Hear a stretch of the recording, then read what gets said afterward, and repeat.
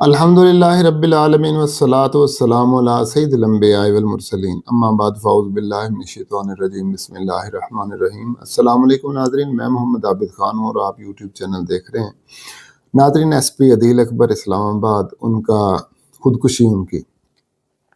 یا قتل، ابھی پوسٹ مارٹم رپورٹ کے بعد ہر چیز کلیئر اور واضح ہو جائے گی۔ 99% چانس یہی ہے کہ یہ خودکشی ہے، لیکن یہ خودکشی کیوں کی؟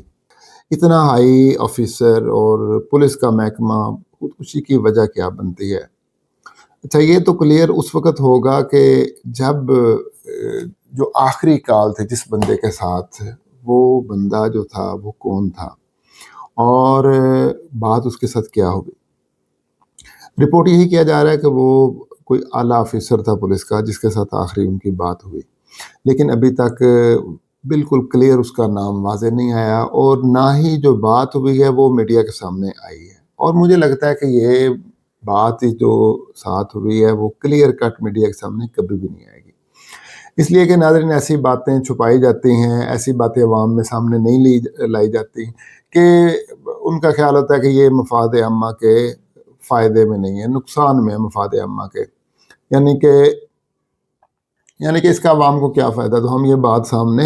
کیوں لے کے آئیں۔ حالانکہ جو معاشرے ہوتے ہیں، اچھے سویلائز سوسائٹیز ہوتی ہیں، ان میں ایسی باتوں کو منظر عام پہ لایا جاتا ہے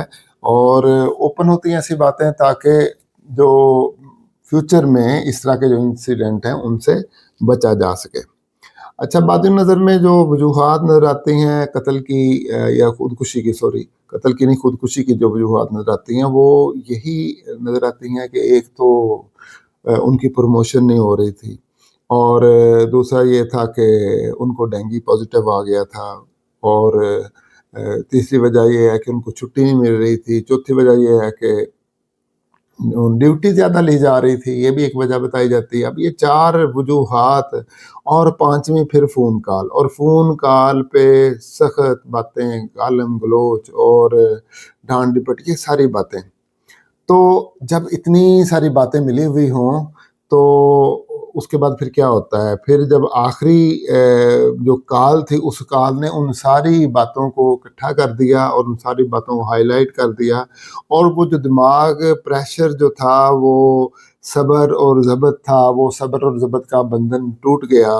اور وہ برداشت جو تھی وہ ختم ہو گئی، اور پھر اس بندے نے اپنی کن پٹی پہ گولی رکھ کے خودکشی کر لی۔ تو یہ جو آخری کال ہے وہ وجہ بنی۔ میں نہیں سمجھتا کہ جو کال ہے اصل قصوروار وہی ہے، اصل قصوروار پیچھے ساری باتیں ہیں، وہ جو بیک گراؤنڈ میں باتیں ہیں، یعنی چھٹی نہ ملنا، ڈینگی، اور پروموشن نہ ہونا، اور ڈیوٹی زیادہ لے جانا، اور ڈیوٹی کے اندر پھر اور چیزیں بھی آ جاتی ہیں۔ ناظرین، سم ٹائم 1-2 وجوہات ایسی بھی ہیں جو ابھی تک کسی نے ذکر نہیں کی میڈیا میں آپ کے سامنے بتاتا ہوں کہ جو آفیسر ہوتے ہیں نا، سم ٹائم ایسا ہوتا ہے کہ ان سے کوئی ایسا کام لیا جاتا ہے جو اخلاقی طور پر یہ اس کو کرنا مناسب نہیں جانتے، لیکن اوپر سے آرڈر آیا ہوتا ہے، اس آرڈر کی وجہ سے ان کو وہ کام کرنا پڑتا ہے۔ تو جب ایسا کوئی آرڈر ہو سکتا ہے کہ انہوں نے کوئی ایسا کام کیا ہو پہلے، یا ان کو کوئی ایسا آرڈر دیا جا رہا ہو، تو وہ ان کو جو ہے وہ مطلب کہ وہ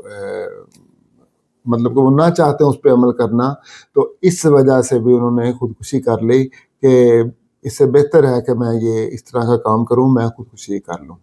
تو مطلب کہنے کا یہ ہے کہ یہ معاملہ کلیئر تب ہوگا کہ جب وہ آخری جو فون کال ہے وہ فون کال سامنے لائی جائے گی، میڈیا پہ سنائی جائے گی، سب کو بتایا جائے گا، تو پھر ہی۔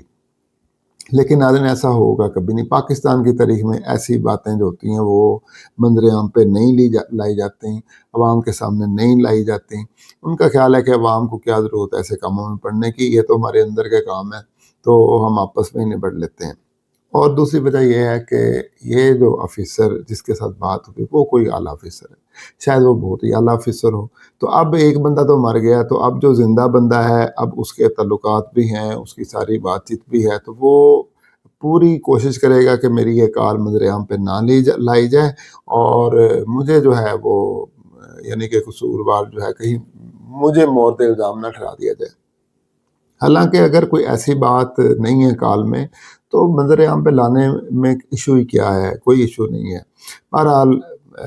میں یہی مطالبہ کروں گا کہ اگر ایسی کوئی کال ہے تو اس کو منظر عام پہ لانا ہی زیادہ بہتر ہے، اور عوام الناس کے سامنے ایسی چیزیں لانی چاہیے جو سویلائزڈ معاشرے ہوتے ہیں،